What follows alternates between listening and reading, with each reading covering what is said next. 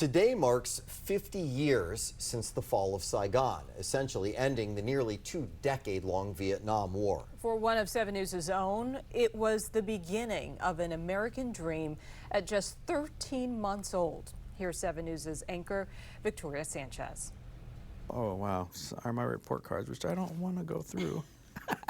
Family photo albums, embarrassing pictures and all, tell the story of Adam Vance's early life. Besides the first couple pages, the rest are what every kid. Just keepsakes of just like any other ordinary kid would have. It just started a little differently. It started much differently. Those first pages include an article from People magazine. This is me here. In 1974, Adam was born in Saigon and abandoned. It's the capital of a country that's been at war for almost 20 years. It's home, too, for some 500,000 refugees who fled to the big city to escape communist terror and the bombs and bullets from both sides. I am absolutely grateful to be where I am.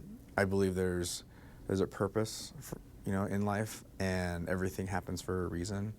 I don't begrudge my birth mother for leaving the hospital.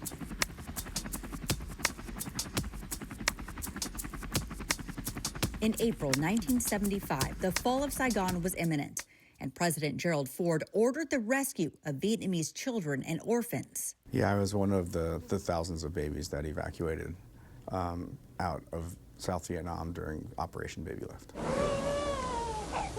He was one of around 250 children on the first cargo plane bound for the Philippines. Just 12 minutes into the flight, disaster struck.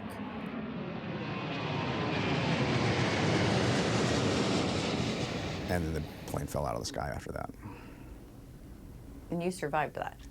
I survived that. The man at the C-5 Galaxy helm was Dennis Bud Trainer, a 30-year-old Air Force pilot who recalls what happened. Suddenly, we had a big bang.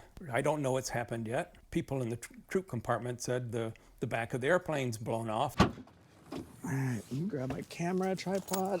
Adam is the chief photographer at 7 News in Washington, D.C., and thinks we're covering a health story. I'm Adam. Adam, how are you? Nice to meet you, sir. We've crossed paths. I can't remember where. Have we? Yeah. So, Adam, I wanted you to meet Bud Trainer, retired colonel, who was the pilot of the C-5. It's you and me, buddy. Are you kidding me? Yeah. Oh my God. We're there. Are you kidding me? No. That's amazing. 50 years ago today. So I put 2 kids to a seat, and I've got one picture. And the first time I saw it was in People magazine. The same photo showing Adam strapped in with other babies. Now 5 decades later, he sits next to the man who buckled that belt. If you had been old enough to undo your lap belt, I would have sent you downstairs. And of course, that would have been tantamount to a death sentence, just the way the airplane broke apart. The cargo door locks of the plane malfunctioned, forcing Trainer to turn back to the airfield. I said, "Oh, expletive, we're going in."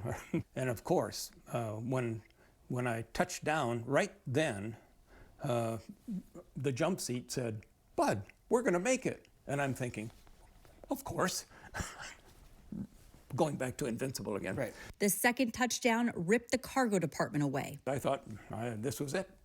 My invincible ticket had been punched. Yet Trainer climbed out of the upside-down cockpit to help survivors. 78 children died.